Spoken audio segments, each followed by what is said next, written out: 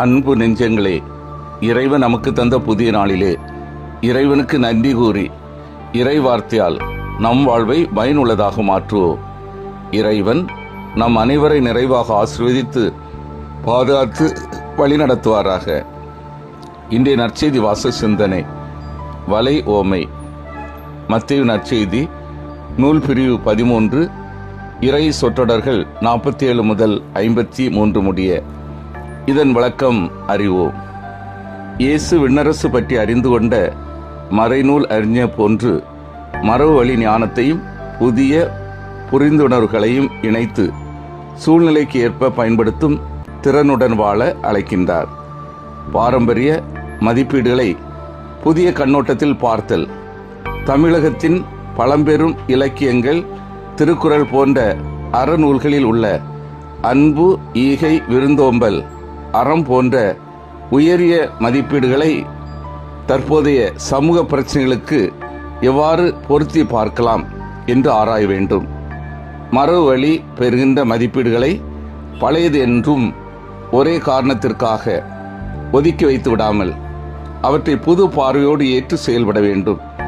அதே வேளையில் சமூகத்திற்கு தீங்கு விளைவிக்கும் பழைய பழக்க வழக்கங்களை, ஜாதி, தீண்டாமை, மூட நம்பிக்கைகள் இவற்றை துணிவுடன் புறக்கணித்து சமத்துவம், மனிதநேயம் போன்ற புதிய முற்போக்கான சிந்தனைகளை ஏற்றுக்கொள்ள வேண்டும்.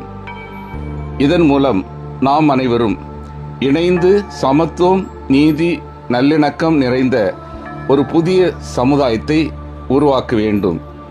அன்பார்ந்தவர்களே, நல்லது, தீயது, உயர்ந்தது, தாழ்ந்தது என்று வேறுபாடுகள் நிரம்பிய இவ்வுலகில் இறைவன் விரும்பும் நல்லதை ஏற்று தீயதை அகற்றி வாழ்வோம். எங்கெல்லாம் நல்ல மதிப்பீடுகள் உள்ளதோ திறந்த மனதோடு ஏற்று வாழ்வோம்.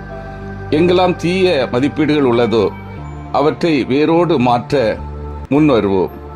நமது தனி வாழ்விலும் நமது எண்ணம், சிந்தனை, வார்த்தைகள், உறவு முறைகள் அனைத்தும் மனித நேயத்தை வளர்க்கவும், தவறான எண்ணம், சிந்தனை, வார்த்தைகள், உறவு முறைகளை அகற்றி வாழவும் சிறந்த பயிற்சி பெறுவோம்.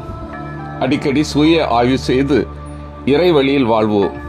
வாய்ப்பு கிடைக்கும் போதெல்லாம் சமூக பகுப்பாய்வை மேற்கொண்டு சமூக அடிமைத்தனங்களை அகற்றி சமூக சமத்துவ சூழ்நிலை உருவாக்க முன்வருவோம்.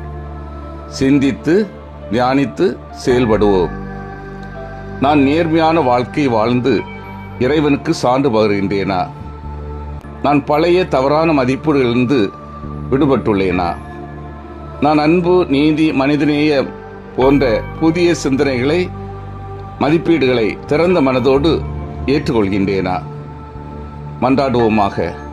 வல்லமை மிக்க இறைவா, நாங்கள் அனைவரும் நேர்மையான வாழ்க்கை வாழ்ந்து உமக்கு சான்று பகரவும், நாங்கள் பழைய தவறான மதிப்பீடுகளிலிருந்து விடுபடவும், அன்பு, நீதி, மனித நேயம் போன்ற புதிய மதிப்பீடுகளை திறந்த மனதோடு ஏற்று வாழவும் வரம் தாரும்.